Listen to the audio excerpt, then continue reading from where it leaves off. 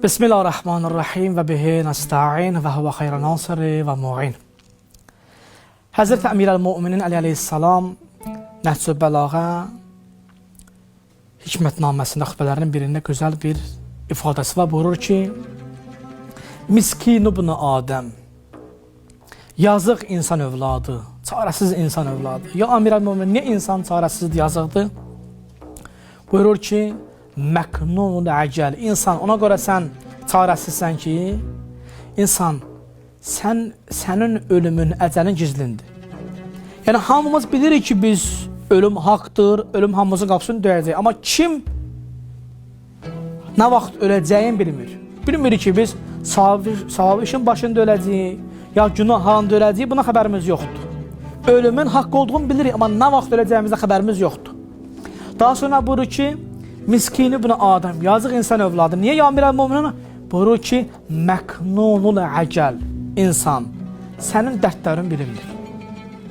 Bir gün başın ağrıyır, baş ağrı dərman atırsan, səhər görsən qıçıvı tutursan, gedirsən qış tərəfə müalicə edirsən, ta dünyada ruh bədəndən çıxana qədər bu proses sənə başlayır. Davamında buyurur ki, insan, sən yazıqsan. Niyə ya Əmirəl-Müminin? Buyurur ki, məhfuzul əməl, insan, sən ona görə yazıqsan ki, sənin bütün əməllərin qorunub saxlanılır. İstər yaxşı əməlin, istər pis əməlin. Yəni, sən birdən yaxşı iş görərsən, bilməzsən ki, Allah ona savab verir, undarsan. Ya bir günah iş yerinə yetirərsən, elə bilərsən ki, Allahın xəbəri olmadı, yaddan çıxadarsan, amma belə deyil, xeyr. Allah buyurur ki, mən həm yaxşını yazaram, həm pisi yazaram. Sən unutsun belə o əməlləri, mən yaddan çıxartmaram. Daha sonra Əmirəl-Müminin hədisdə bir qədər də insanın nə qədər kiçik varlıq olduğunu bizə çatdırır. Buyurur ki, insan, sən yazıqsan, Miskin ibn Adəm, yazıqsan, çarəsizsən. Niyə ya Əmirəl-Müminin? Buyurur ona görə ki, bircə qədənə ağaca qanat səni incidir. Görürsən, ya günüdür, 4-4 otaqdır, 40 dərəcə isti. Bu boyda bədən, axşam saat yatmaq istəyirsən, görürsən bir dənə dırnaqdan da xırda bir dənə ağaca qanat səni qoymur yatmalığa. Sən bu qədər gücsüzsən. Əmirəl-Müminin bir qədər də insanı neyir? Kiçildidir. İnsan, təkəbbür eləmə, Miskin ibn Adəm, çarəsizsən, sən yazıqsan. Niyə ya Əmirəl-Müminin?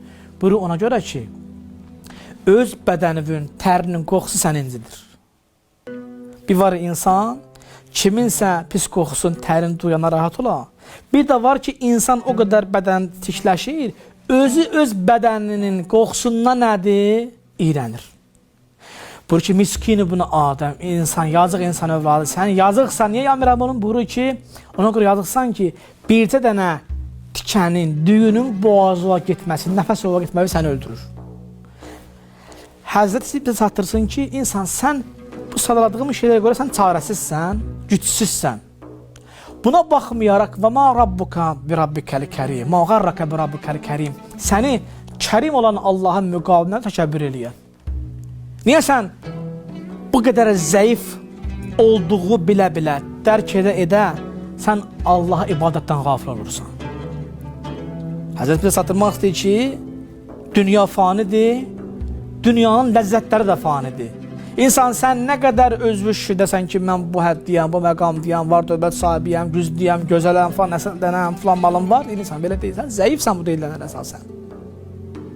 Allah Quran özü buyurur ki, biz insanı zəif xəlq eləmişik. Baxmayaraq ki, yaradılışda məxluqatın içində ən üstün varlıq insandır, amma buna baxmayaraq ən zəif varlıq da insandır.